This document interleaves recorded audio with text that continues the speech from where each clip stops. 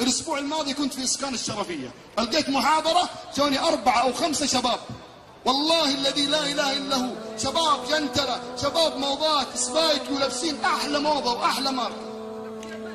جو جنبي بعد المحاضره ويتكلمون معايا، اقسم بالله وانا احلف بالله يا الظلام والهم والغم في وجوههم، شباب اعمارهم 19 20 سنه، جو يشتكون. واحد جاء منهم يفتح كلام معايا، قال لي اخوي عنده، اخوي مسوي، اخوي مطلق زوجته، اخوي مشاكل حياته. قلت له كيف صلاته؟ قال والله يا شيخ ما يصلي وانا ما اصلي. قلت له اخر مره صليت متى؟ قال لي قبل يومين. قلت له اسالك بالله يا ابراهيم، اسالك بالله يا ابراهيم، لو الان توقف قلبك ودخلت قبرك كيف بيكون اخرتك؟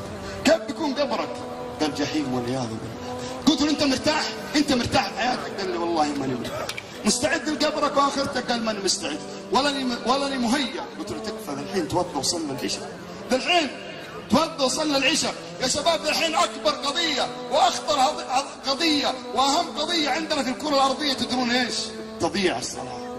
والله العظيم انا في الترم الماضي زرت 30 إلى 40 ثانويه. تخيلوا يا شباب، تخيلوا مسلم شاب مؤمن يحب الله يحب الرسول ويعرف ان هناك في جنه وفي نار، يجي صلاه الظهر في المدرسه يقول الله اكبر، هو مو متوضئ، يقول الله اكبر والبان في فمه، يقول الله اكبر وحكره في فمه. قسما بالله بعضهم يصلي ويقف بين يدي الله والحكره في فمه. إن كان هذا الشاب يظن بأن الله لا يرى وهو واقف بين يديه وحتى الحكرة في فمه، إن كان يظن أن الله لا يراه فما أعظم وأشد كفر. وإن كان يعرف ويعلم بأن الله يراه فما أشد وقاحته وما أشد جرمه وقلة حياءه من الله. يا شباب الصلاة، نجي محاضرات نجلس مع الشباب نتكلم معاهم، نتفاجأ في المدارس الساعة 9 10 الصباح إن في شباب لحد الآن الساعة 9 و10 الصباح مو ما صلى الفجر. اسمع، مو ما صلى الفجر، لا أشد. تدرون إيش؟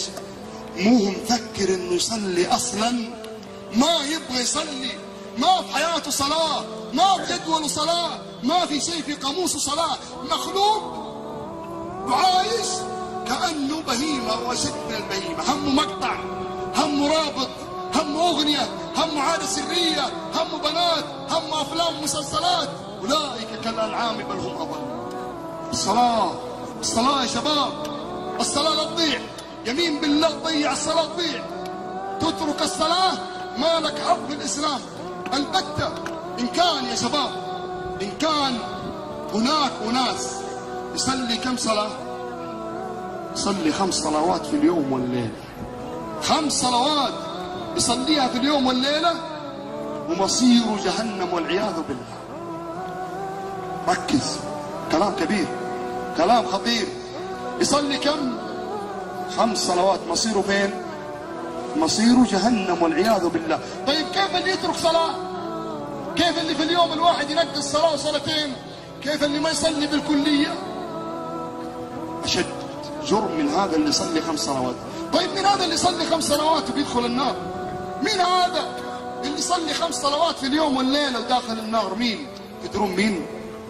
اللي نزل جبريل عليه السلام على النبي صلى الله عليه وسلم بهذه الآية، قول الله عز وجل: فخلف من بعدهم خلف أضاعوا الصلاة واتبعوا الشهوات فسوف يلقون غيا. ايش معنى غيا يا شباب؟ ايش معنى غيا؟ غيا واد في جهنم لو سيرت فيه جبال الدنيا لأذابها. المين؟ للي ضيع الصلاة. ايش معنى ضيع الصلاة؟ يقول ابن مسعود: أضاعوا الصلاة والله ما تركوها. سووا حاجة واحدة بس، يصلي 5 صلوات بس، سووا حاجة واحدة. ايش هي؟ أخر الصلاة عن وقتها. شفتوا يا شباب؟ يصلي الفجر لما نصحى للمدرسة، يصلي العصر مع المغرب، ايش مصيره؟ مصيره غيا واد في جهنم لو سيرت فيه جبال الدنيا لعذابها.